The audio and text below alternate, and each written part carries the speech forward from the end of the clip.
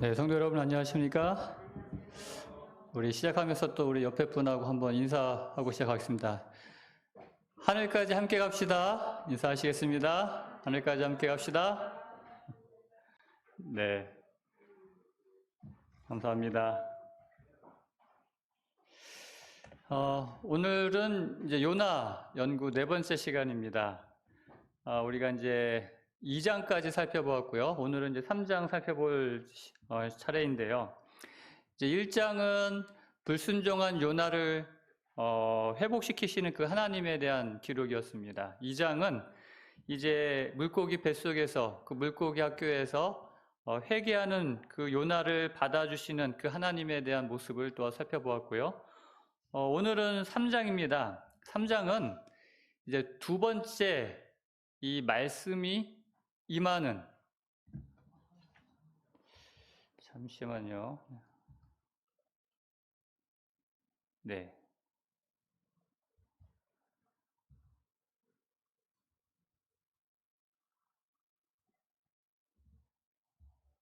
네, 됐네요.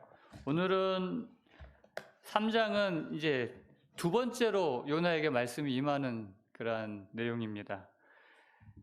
그래서 요나의 모습을 보면 그 두 번째 말씀에 하나님의 말씀이 임할 때 순종하는 요나를 보게 되는데요.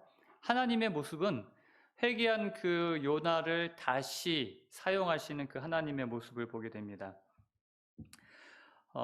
다시 말씀을 주셔서 다시 그 사역 현장으로 보내셔서 다시 하나님의 일을 하게 하시는 그 하나님의 모습을 보게 되는 것이죠. 전혀 과거에 어떤 문제가 없었던 것처럼, 처음 말씀을 주시는 그런 것처럼 그렇게 대하시는 하나님의 모습을 보게 됩니다. 오늘 이 3장의 말씀을 통해서 우리가 여러 가지 또 은혜를 받을 수 있지만은, 하나님께서는 하나님의 얼굴을 피하여 도망가는 사람을 어떻게 보면 징계하시면서까지 뭐 하시길 원하셔요? 다시 회복시키기를 원하시는 것입니다. 그 물고기 고난의 학교에 들어가지 않았으면 요나는 아마 다시 쓰러 가가지고 하나님 없는 삶을 살았을지도 모르겠어요. 그러나 그런 고난을 통해서, 어떻게 보면 징계를 통해서 다시 한번 회복시키시고 기회를 주시고, 그러니까 이런 고난과 징계는 하나님의 더 큰 사랑을 경험할 수 있는 그러한 기회이기도 하는 것입니다. 그래서 어떻게 보면 부끄러웠던 그런 과거를 이제 청산하고 잊어버리고 새롭게 하나님을 위해 헌신하는 기회, 우리에게도 그런 기회가 되는 시간이 되기를 간절히 소망합니다. 이제 두 번째 말씀이 요나에게 임합니다. 요나서 3장 1절에 보면은 여호와의 말씀이 두 번째로 요나에게 임하니라 이르시되, 여기서 눈여겨보아야 할 말씀이 두 번째로라는 말씀인 것 같아요. 요나를 하나님이 참 사랑하시는 것 같아요. 하나님의 말씀을 전한다고 하는 선지자가 하나님의 명령을 거부하고 엉뚱한 길로 가려고 하는 것은, 이거는 일반 사람들이 하는 것보다 더 큰 죄라고 할 수 있어요. 하나님께 큰 빛을 받은 만큼 그만큼의 책임이 있는 것입니다. 하나님을 그 누구보다도 아는 선지자가 하나님의 얼굴을 피하여 도망가려고 한다는 것은 어떻게 보면 더 크게 혼나야 되죠. 그런데 하나님께서는 그렇게 하지 않으셨어요. 하나님은 분명히 요 선지자가 요나밖에 없습니까? 다른 사람을 불러서 세워서 그 일을 하게 하실 수도 있는 하나님이시잖아요. 천지 만물을 창조하시고 이 땅의 역사를 다스리고 그런 일이 조금도 어려운 일이 아닙니다. 다른 사람을 세워서 그 일을 하게 하실 수 있는 하나님이시지만, 그러나 하나님께서 요나를 처음처럼 다시 세우십니다. 똑같이 다시 불러주시거든요. 사실 오늘 저나 여러분들이 이 자리에 앉아가지고 하나님의 말씀을 이렇게 들을 수 있는 이유도 하나님의 반복적인 부르심이 없었다면 불가능한 일이 아니었을까요? 우리가 하나님의 얼굴을 피하여 도망가려 했을 때 하나님이 그냥 내버려 두셨다면은 오늘 저와 여러분들도 아마 이 자리에 없었을지도 모르겠어요. 근데 우리가 그럴 때마다 하나님께서 어떻게 하셔요? 다시 두 번째로 우리에게 기회를 주시고 또 두 번째 거절하면 어떻게 하실까요? 세 번째로, 네 번째로 끝없이 우리에게 부르시는 그 하나님의 사랑을 반복적인 부르심을 우리가 깨달을 수 있는 것입니다. 그런데 이것은 요나에게뿐만 아니라 요나에게만 은혜가 되는 것이 아니라 니느웨 사람들에게도 이것은 굉장히 큰 은혜입니다. 만약 요나 선지자가 그 니느웨 가기를 거부했을 때, 그냥 그것으로 그냥 물론 이제 하나님께서 다른 선지자를 통해서도 이제 하실 수 있었겠지만 하나님께서 어떻게 해서든 요나를 다시 세우셔가지고 어떻게 해서든 니느웨로 보내셨다는 것은 그것은 니느웨 성 사람들에게 뭐예요? 큰 은혜이고 축복인 것입니다. 그러니까 우리는 요나만을 보지만 지금 이러한 모습 속에서 우리는 니느웨 성을 향한 하나님의 그 은혜를 우리는 또 볼 수 있는 것이죠. 이스라엘 백성들의 큰 착각은 뭐냐면 선민의식, 그건 굉장히 큰 착각이었어요. 물론 하나님께서 선택된 백성으로 이스라엘을 택하신 것은 분명한 사실이지만 그 이유는 이스라엘만을 위한 것이 아니었다는 것이죠. 하나님께서 이스라엘만을 위한 하나님이 아니고 이스라엘만을 사랑하시는 하나님이 아니라 그 이스라엘을 통한 온 세상의 구원을 위한 기회로서 이스라엘을 부르신 건데 이스라엘 백성들은 그렇게 이해를 못했어요. 요나조차도. 하나님께서 그 이스라엘의 주상인 아브라함을 부르셨을 때 그 창세기 12장 3절에 보면은 너를 축복하는 자를 내가 복을 내리고 너를 저주하는 자에게 내가 저주하겠다라고 말씀하시면서 뭐라고 말씀하셨냐면은 땅의 모든 족속이 너로 말미암아 복을 얻을 것이라고 그랬어요. 이 굉장히 중요한 말씀인데요. 그러니까 결코 이스라엘만이 아니라는 것이죠. 모든 족속, 모든 세상이 복을 얻길 원하시는 것이 하나님의 뜻이었다는 것입니다. 그 이스라엘 백성이 애굽에서 그 출애굽할 때 이스라엘 백성만 나왔습니까? 이스라엘 족속만 나왔나요? 아니죠. 이스라엘 족속은 한 60만, 정확한 숫자는 60만 3,550명. 그런데 거기에 또 누가 나왔다고 기록해 있습니까? 잡족이라고 해서 숫자는 안 나와 있는데 수많은 잡족이라고 해서 출애굽기 12장 38절에 이스라엘만 나온 것이 아니라 수많은 잡족이 함께 나왔다고 그랬어요. 왜 그 잡족이 나왔을까요? 그 이스라엘 사람들도 아닌데. 하나님께서 그 이스라엘에 내리시는 열 재앙들을 보면서 그들이 깨달은 거예요. 아, 하나님이 참 신이시구나. 그들은 이스라엘 사람이 아니지만 참 하나님을 깨닫고 이스라엘을 불러내실 때 그들과 함께 동행하기로 선택해서 그래서 결국 뭐가 됐어요? 그들도 하나님의 백성이 된 겁니다. 물론 그들이 그 출애굽해가지고 광야에서 많은 문제를 일으키긴 했지만 그들은 하나님의 백성 되기를 스스로 선택해서 그렇게 된 거예요. 그러니까는 이 이스라엘이라는 것이 우리가 착각하기에는 그냥 이스라엘 민족, 그냥 이스라엘의 족속, 아브라함의 후손들 이렇게만 생각하는데 아니라는 것이에요. 수많은 잡족도 포함되어 있었다는 것입니다. 그러니까 혈연 공동체가 아니라 신앙 공동체였다는 것입니다. 그러니까 성경에 보면은 수많은 그 이방인들, 이스라엘이 이야기하는 이방인들이 하나님을 하나님 되심을 고백하고 하나님을 선택했을 때 하나님 백성 삼아 주시는 수많은 모습들을 보게 되죠. 그 모압 여인 우리가 그 룻기 통해서 보았지만 모압 여인 룻이 그랬고 여리고성의 라합이 그랬고 정말 이 하나님께 대한 신앙 고백을 함으로 이스라엘의 신앙 공동체로 들어왔을 뿐만 아니라 이 두 여인들은 예수님의 조상이 되는 영광까지 누렸죠.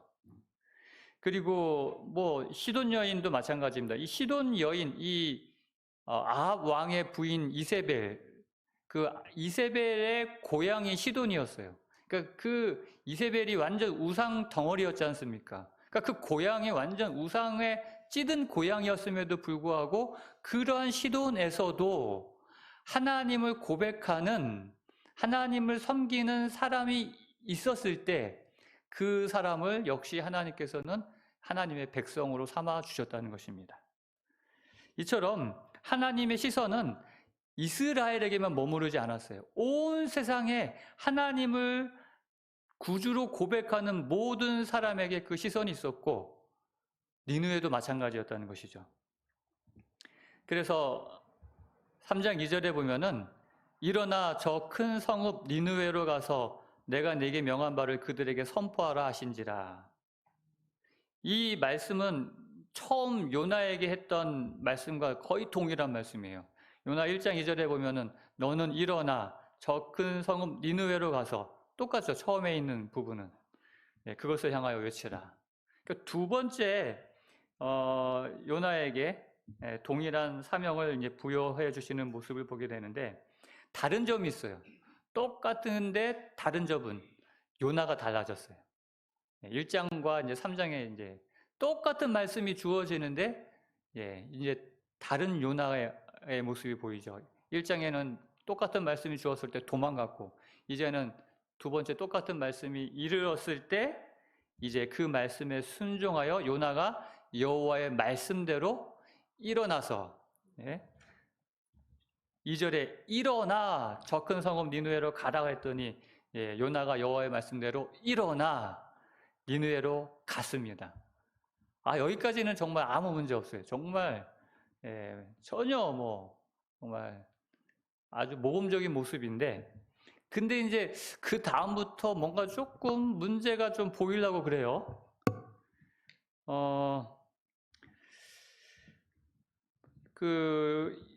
요나가 여호와의 말씀대로 일어나서 니느웨로 가긴 갔는데 거기서 하나님의 말씀대로 선포할 때의 모습이 뭔가 좀 이상해요. 우리가 좀 잘 아는 그런 내용들이긴 하지만요. 바로 그것이 이 본문 3절에 니느웨는 사흘 동안 걸을 만큼 하나님 앞에 큰 성읍이더라. 근데 이 문장이 왜 여기에 이렇게 삽입됐을까? 굳이 이 문장은 없어도 되는 문장이거든요. 그런데 이 문장이 여기 기록된 이유가 이제 4장에서 발견됩니다. 4장에 보면은 요나가 그 성읍에 들어가서 하루 동안 다니며 외쳐 이르되. 그러니까 요 3장에 요나가 여호와의 말씀대로 일어나서 니느웨로 가니라. 그가 외쳐 이르되 40일이 지나면 니느웨가 무너지리라 하였더니냐. 요것만 있으면 되는데 굳이 요 사이에 니느웨는 사흘 동안 걸을 만큼 하나님의 큰 성읍이더라 라는 말씀과 함께 그 다음 절에 요나가 그 사흘 동안 다닐 만큼 큰 성읍에 하루 동안 다니며 외쳐 이르되, 이 말씀이 기록된 이유가 보여지는 겁니다. 요나는 정말 큰 성읍이었던 것 같아요. 하루 동안, 사흘 동안, 3일 동안 다닐 만한 성읍이면 얼마나 클까요? 그 예산의 출렁다리, 예당 저수지에 얼마 전까지만 해도 우리나라의 최고 긴 출렁다리가 있었는데 이제 지금은 또 저기 다른데 더 큰 출렁다리가 생겼다 그래요. 근데 여러분 한 번쯤은 다 가보셨을 겁니다. 그런데 그 출렁다리만 있는 게 아니라 그 데크로 해가지고 저렇게 호수 주변으로 해가지고 산책할 수 있는 데크가 깔려 있어요. 그 데크가 5km입니다. 왕복 갔다 오면 10km예요. 가끔 집사람하고 이제 산책하려고 거기 이렇게 가끔 가는데 갔다 10km 갔다 오면 한 2시간이 좀 안 걸려요. 빠른 걸음으로 그냥 운동삼아 갔다 오니까. 그러니까 하루 종일 걸으면 글쎄요, 맘 먹고 걸으면 한 3, 40km는 걸을 것 같아요. 그러니까는 사흘 동안 걸을 만큼 큰 성읍이라고 한다면 굉장히 큰 성읍이에요. 근데 그 길을 하루 동안만 다니며 외쳤다고 했는데, 어떤 사람들은 이 요나의 이 하루 동안이라는 이 말씀을 좀 옹호하면서 그냥 이렇게 큰 둘레가 3일 길이고 직선거리는 하루 길이다. 그래서 이쪽부터 이쪽까지 하루 동안 외친 것이다. 혹은 대표적인 장소, 보통 광장 같은 데 사람들이 많이 있으니까 그런 광장 같은 곳에서만 외쳤기 때문에 하루 동안에도 다 외쳤다. 그렇게 이야기하기도 합니다. 그런데 이후에 요나의 모습을 보면은 그런 것 같진 않아요. 이 요나가 보인 이후의 모습을 보면은 사흘 동안 다녀야 할 그 길을 하루만 다닌 것으로 보여집니다.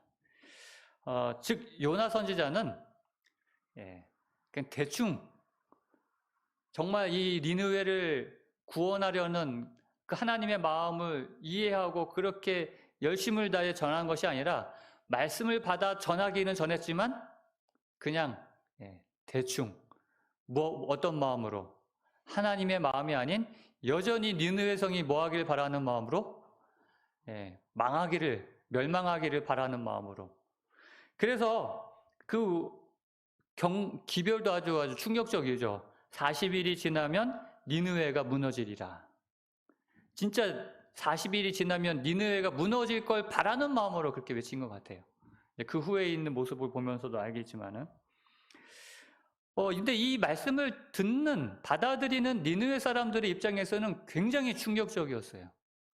그러니까 40일이 지나면 사형 선고가 있을 거라는 그 사형수 40일 앞으로 사형 결정이 된 사형수의 그런 어떤 심정으로 그걸 받아들인 것입니다.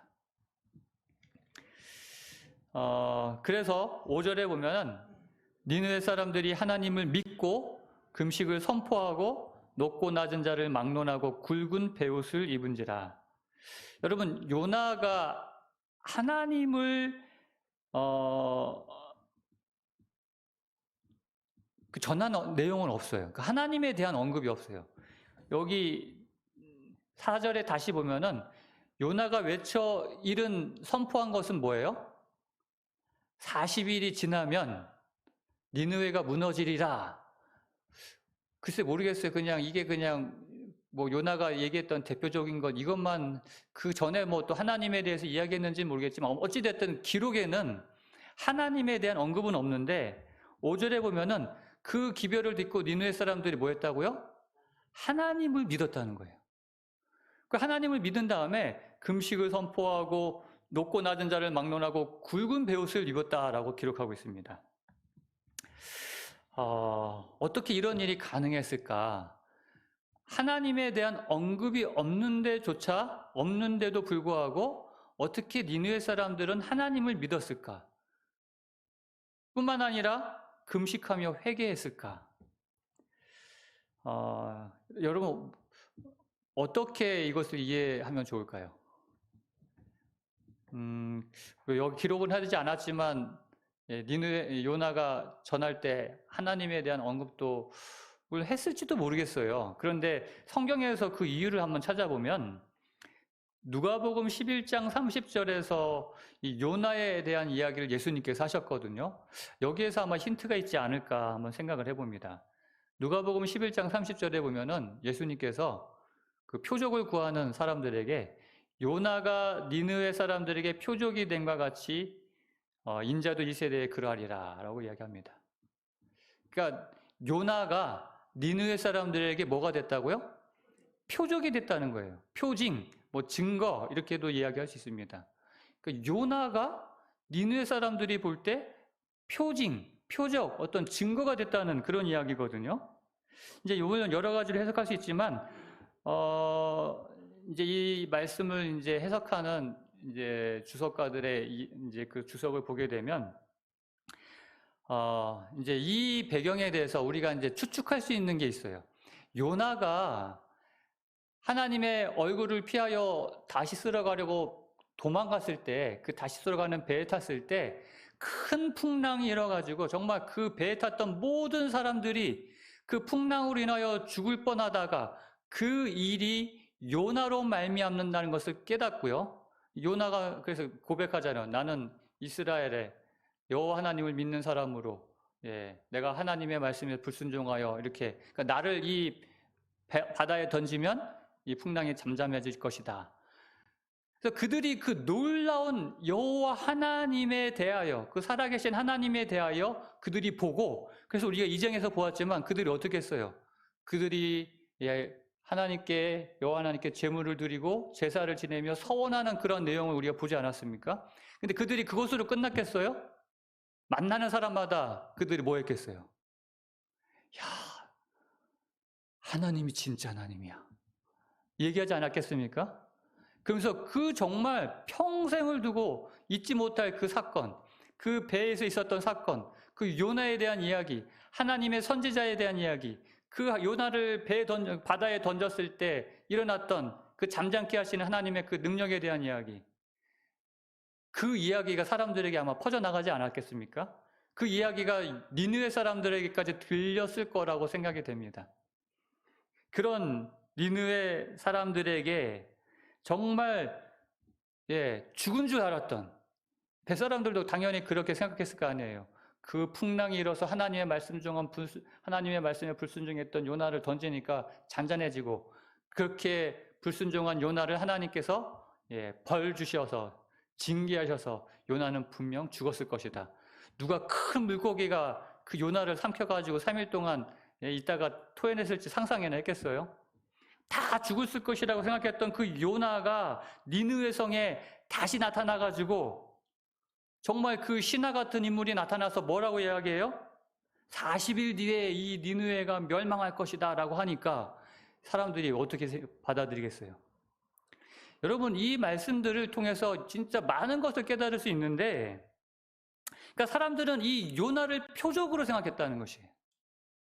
요나가 말씀을 어기고 풍랑을 만나고 그와 같이 우리가 회개하지 않으면 멸망당할 것이다 하는 그 강렬한 메시지가 요나의 삶으로 그들에게 받아들여지는 거예요.